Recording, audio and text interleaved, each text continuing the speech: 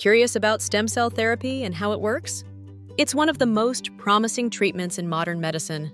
Let's break it down. Stem cell therapy uses special cells in our body called stem cells. They're like master repair cells. These cells can turn into other types of cells and help rebuild damaged tissues or organs. Scientists direct these cells to the damaged part of the body. There, they repair and regenerate tissues, helping conditions that were once considered untreatable, like neurological, orthopedic, or even cosmetic issues. There are two main types: embryonic and adult stem cells.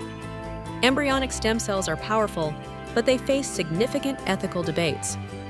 Adult stem cells are safer but limited in number, yet still widely used in treatments today.